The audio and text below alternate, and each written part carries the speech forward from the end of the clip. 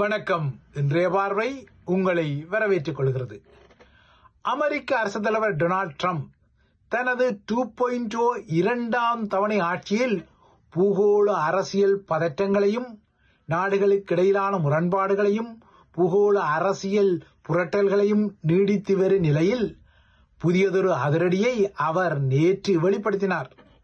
அந்த அதிரடியானது அமெரிக்காவில் வாழும் இல்லென்றால் வதிவிட உரிமையை பெறும் கனவில் உள்ள இலங்கையர்கள், இந்தியர்கள் உட்பட்ட அனைத்து வெளிநாட்டு குடியேறிகளுக்கும் வாஷிங்டனில் இருந்து வந்த புதிய இடியாக மாறியுள்ளது. அந்த வகையில் அமெரிக்காவில் H-1B தங்க விசாவை பெற்று பணிபுரிந்து கொள்ளவும், அமெரிக்காவில் பிரபலமான வதிவிட உரிமை அட்டையாக கருதப்படும் கிரீன் கார்டு வதிவிட உரிமையை பெற்றுக்கொள்ளவும் இனிமேல் ஒரு விண்ணப்பதாரி $1,00,000 கட்டணமாக கட்ட வேண்டும் என்ற வகையில் ட்ரம்பின் எக்ஸிகியூட்டிவ் ஆர்டர் நேற்று குதித்தது. அதாவது, தனியொருவராக இருந்தால் $1,00,000 கட்டிவா, இதுவே நிறுவனம் ஒன்றில் பணிபுரிய வருவதாக இருந்தால் அந்த நிறுவனத்தின் மூலம் $2,00,000 விண்ணப்ப கட்டணமாக கட்டி வந்து பணி செய் என்பதே ட்ரம்பின் கட்டளை சாசனம் என்ற அடிப்படையில் நேற்று ஒரு எக்ஸிகியூட்டிவ் ஆர்டராக அவரால் பிறப்பிக்கப்பட்டது. தற்போது அமெரிக்காவை பொறுத்தவரை H-1B விசாக்கள் மூலமே வெளிநாட்டு பணியாளர்கள் அங்கு பணிபுரிய அனுமதிக்கப்படுகின்றார்கள். அவ்வாறான நிலையில் இனிமேல் அமெரிக்க பணியாளர்களுக்கு முன்னுரிமை அளிக்கப்பட வேண்டும் என்ற அடிப்படையிலும் அமெரிக்கா ஃபர்ஸ்ட், அதாவது அமெரிக்காவுக்கு முன்னுரிமை வழங்கப்பட வேண்டும் என்ற அடிப்படையில் தான் இந்த சாட்டையை சுழற்றியதாக அவர் பகிரங்கமாகவே சொல்லிக் கொண்டார். இவ்வாறாக உலக அரங்கில் அமெரிக்க சாட்டை புதிய வதிவிட அனுமதி குறித்த அதிர்வுகளை உருவாக்கிக் கொள்ள ஒரு காலத்தில் இலங்கையில் அமெரிக்க ஆதரவு கட்சியாக அடையாளப்படுத்தப்பட்ட ஜானை கட்சி, அதாவது ஐக்கிய தேசிய கட்சி, இன்று வத்தலும் தொத்தலுமாக மெலிந்து இருந்தாலும் ரணில் என்ற மனிதரை மீண்டும் அந்த முகாம் ஸ்ரீலங்காவின் அரசியல் அரங்கில் மீளுருவாக்கம் செய்வதற்கு முயல்வது தெரிந்தது.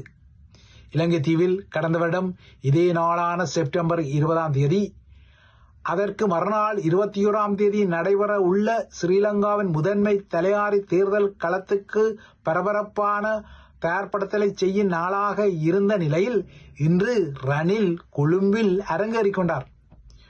ஒரு வருடத்துக்கு முன்னரான அன்றைய தேர்தல் களத்தில் அப்போது முதன்மை தலையாரியாக இருந்த ரணிலும் அந்த தேர்தலில் போட்டியிட்டார்.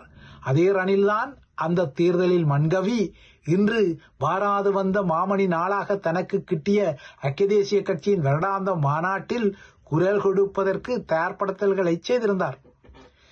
தனது முன்னாள் பங்காளிகள், பகையாளிகள் என அனைத்து அரசியல் கட்சிகளின் தலைகளை கூட்டி வைத்து இருத்தி ரணில் வழங்கிய இந்த உரையின் சாராம்சமானது ஸ்ரீலங்காவின் தேசிய அரசியலில் இப்போது அதன் முன்னாள் தலையாரிகளால், அதாவது முதன்மை தலையாரிகளால் வெளிப்படுத்தப்படும் அனுதாபம் 2.0 காட்சிப்படுத்தலுக்கு ஒரு ஒர்சிசனை வழங்கும் தொனியை வழங்கும் என்பது இந்த உரை வருவதற்கு முன்னரே எதிர்பார்க்கத்தக்க ஒரு விடயமாக இருந்தது. ஏறக்குறைய ரணிலும் தனது உரையில் அந்த எதிர்பார்ப்பை பூர்த்தி செய்திருக்கின்றார் எனவே கூற வேண்டும். தெற்காசிய அரசியல்வாதிகளுக்கு உரிய பரவணி அடையாளமாக உள்ள தாம் கைது செய்யப்பட்டவுடன் திடீர் சுயினங்களை வெளிப்படுத்துவது மற்றும் நெஞ்சுவலிகளை வெளிப்படுத்துவது, உயர் இரத்த அழுத்த காட்சிகளை துன்பியல்களாக கூறுவது எல்லாம் தனது அண்மைய கைது நகர்விலும் ரணிலால் வெளிப்படுத்தப்பட்ட பின்னணியில்தான் அந்த காட்சிகளெல்லாம் கடந்து பிணை விடுதலை பெற்ற பின்னர் பொது அரங்கு ஒன்றில் முதலாக இந்த உரையை ரணில் வழங்கினார். இன்றைய இந்த அரங்க காட்சிக்கு ரணில் தமிழர்களின் அரசியல் தலைவர்களை அழைத்திருந்தார். அந்த வகையில் தமிழர் தரப்பில் சுயேட்சை கிளேடியேட்டராக வாள் சுழற்றும் கவன குவிப்பான் அல்லது அட்டெண்டன்ஸ் சீக்கராக இருக்கும் அர்ச்சுனா கூட தன்னையும் ரணில் வருந்தி அழைத்ததாக குறிப்பிட்டுக் கொண்டார். அண்மைய நாட்களில் யாழ் மாவட்ட ஒருங்கிணைப்பு குழு கூட்டங்கள் இடம்பெற்றால் அந்த கூட்டங்களில் அதகலங்களை ஏற்படுத்தி தன்னை முன்னிலைப்படுத்திய அதே அர்ச்சுனா தனது அந்த நகர்வால் அன்று தனது ஆதரவாளர்களுக்கு கிச்சுக்களை மூட்டி இருந்தாலும் அதே கிளாடியேட்டர் நேற்று இடம்பெற்ற யாழ் மாவட்ட அபிவிருத்தி குழு கூட்டத்தில் மட்டும் தனது பிரசன்னத்தையோ அதகலங்களையோ வெளிப்படுத்தாமல் ஒரு கமுக்க நிலையை பேணியதையும் அவதானிக்க முடிந்தது. இந்த கூட்டத்தில் தான் காங்கேசன்துறை துறைமுகத்தை ஒருபோதும் வணிக துறைமுகமாக அபிவிருத்தி செய்ய அனுமதிக்க மாட்டோம் என்ற அனுர தளபதி பிமல் ரட்நாயக்காவின் செய்தியும் வடக்கில் தெரித்து விழுந்தது. இந்த செய்தி வந்த பின்னணியில் தான் இனிமேல் மாவட்ட ஒருங்கிணைப்பு குழு கூட்டங்களில் தனது பிரசன்னம் வராது என்ற வகையில் கிளாடியேட்டரும் ஒரு சமாந்தர செய்தியை சொல்லியிருக்கிறார். இதற்கிடையே ஹம்பாந்தோட்டை மற்றும் ஒலிவில் துறைமுகங்கள் போல கடை விரித்தோம் கொள்வாரில்லை, துறைமுகம் நிர்மாணித்தோம் கப்பல்கள் வரவில்லை என்ற அனுபவத்தை காங்கேசன்துறை துறைமுகத்திலும் ஒரு கசப்பான அனுபவமாக இல்லையென்றால் பாடமாக பெற்றுக்கொள்ள தமது அரசாங்கம் விரும்பிக் கொள்ளாததால் காங்கேசன்துறை துறைமுகத்தை ஒரு வணிக துறைமுகமாக மாற்றும் திட்டங்கள் எதுவும் தம்மிடம் இல்லை எனவும் அனுர தளபதி நேற்று யாழ்ப்பாணத்தில் சொல்லிக் கொண்டார். காங்கேசன்துறை துறைமுகத்தை ஒரு வணிக துறைமுகமாக பிரிப்பித்துக் கொள்ளும் அளவுக்கு இந்திய பெரியனரும் நிதி வழங்கிக் கொள்ளவில்லை எனவும் பிமல் ரட்நாயக்கா நேற்று தனது ஊடக மாநாட்டில் உதட்டை பிதிக்கியமை வேறு விடயம். ஜேவிபி உள்ளுடன் பிமல் ரட்நாயக்காவை பொறுத்தவரை காங்கேசன்துறை துறைமுகத்தை ஒரு வணிக துறைமுகமாக மதித்து வெளிநாட்டு கப்பல்கள் அங்கு வராது என்பது முன்னுரிமைக்குரிய கவலை இல்லை. மாறாக காங்கேசன்துறையை பிரிப்பித்தால் அங்கு இந்திய பெரியனரின் பெரிய கலங்கள் அதிகமாக நங்கூரமிட்டு விடுமோ என்பதுதான் உள்ளூர கவலைகளாக இருக்கக்கூடும். ஏனென்றால் ஜேவிபியின் பிறப்புச் சான்றிதழ் பிறப்பிக்கப்பட்ட நாள் முதல் இன்று வரை அதனிடம் இந்தியா குறித்த ஒரு ஒவ்வாமை இருப்பது வெளிப்படையான விடயம். இப்போது அனுரகுமார திசாநாயக்கா தரப்பில் ஜேவிபி என்னதான் தாம் மாற்றமடைந்த ஒரு தரப்பாக காட்டிக்கொள்ள முனைந்தாலும் ஜேவிபியின் அடிப்படை உறுப்பினர்களின் அடிநாதங்களில் இந்திய வெறுப்பு விரவியிருப்பதை யாரும் மறுத்துக் கொள்ளவும் முடியாது. இதனால் தான் இந்தியாவிடம் வேண்டுமானால் தமது தரப்பு நிச்சயமாக பேசி காங்கேசன்துறை அபிவிருத்தியை பெரிதாக செய்ய, இல்லையென்றால் துறைமுகத்தை பெரிதாக நிர்மாணிக்க அதிக நிதியை பெற்றுத் தருவோம், அதனை செய்யுங்கள் என தமிழ் தேசிய கூட்டமைப்பின் முன்னாள் உறுப்பினரும் இந்நாள் தமிழரசு கட்சியின் நாடாளுமன்ற உறுப்பினருமான சிவஞானம் ஸ்ரீதரன் குறிப்பிட்டுக் கொண்டாலும் பிமல் ரட்நாயக்கா நோனோ அது எனக்கு நோகும் ஒரு விடயம் என்ற வகையில் தனது பிரதிபலிப்பை வெளிப்படுத்தியிருந்தார். இந்த நிலையில் தற்போது ஏகேடிஆர் அரசாங்கத்தால் நாட்டில் ஜனநாயகம் ஒடுக்கப்படுவதாக கோரஸ் பாடிக்கொள்ளும் ரணில் அணி உட்பட்ட பல எதிர்க்கட்சி தலைகளை இன்று ரணில் கூட்டி ஒரு அரங்க காட்சியை வெளிப்படுத்தினார். ரணில் கூட்டிய ஐக்கிய தேசிய கட்சியின் வருடாந்த மாநாட்டில் பங்காளிகள் பகையாளிகள் என ஐக்கிய தேசிய கட்சியின் முன்னாள் பங்காளிகளும் பகையாளிகளும் ஒன்றாக நின்றன. ஆனால் ரணில் இந்த அரங்கை மையப்படுத்தி வெளிப்படுத்திய ஒன்றாக ஒன்றுபடுவோம் தொனியில் இந்த பங்காளிகளுக்கும் பகையாளிகளுக்கும் முழுமையான சம்மதம் இருந்ததாக தெரியவில்லை. மாறாக அவர்களுக்கு ரணிலின் இந்த அழைப்பில் ஒரு எச்சரிக்கை நிலைதான் இருந்தது.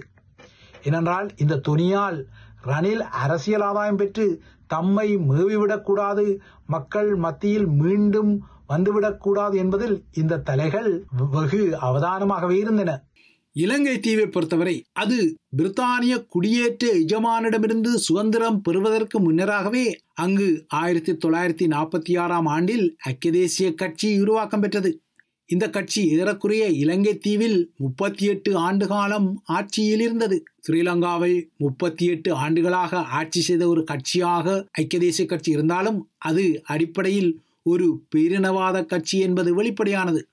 குறிப்பாக ஈழத்தமிழர்களின் வாழ்வில் பெரும் அள்ளிவைப்புகளையும் தீவைப்புகளையும் கடந்த காலத்தில் செய்தது அந்த கட்சி.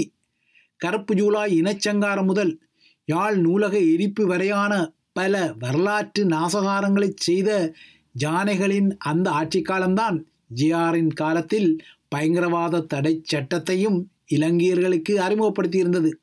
இவ்வாறாக பல அள்ளிவைப்புகளையும் தீவைப்புகளையும் தமிழர்களின் முற்றங்களில் செய்த அந்த கட்சி தன்னை துரத்தி கொண்ட கர்ம வினையால் தானோ என்னவோ 2020 தேர்தலில் சிங்கள மகாஜனதாவால் கூட கடுமையாக அடி வாங்க வைக்கப்பட்டது.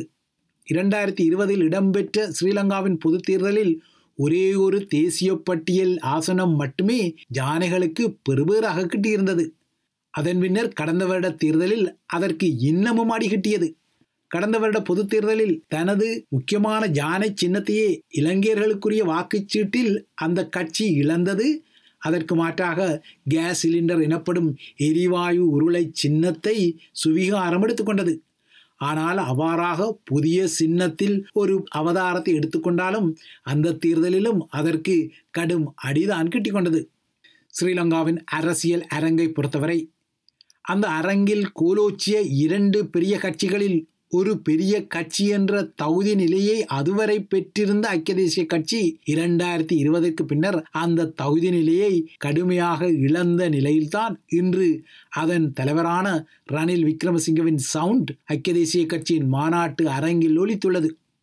இன்று யானைகள் கூட்டிய இந்த அரங்கில் விட்டகுறை தொட்டகுறையாக தமிழ் முற்போக்கு கூட்டணி தலைவர் மனோ கணேசன் போன்ற தமிழ் முகங்கள் முன்னரங்கில் இருக்கக்கூடும் என்றாலும் இப்போதைய நிலையில் அடுத்த வருடம் வரக்கூடிய மாகாண சபை தேர்தலில் கூட ரணில் தலைமையிலான யானைகளுடன் யாரும் பகிரங்க தேர்தல் கூட்டணிக்கு அழைப்பு விடுவதான அசுமாத்தியங்கள் தெரியவில்லை.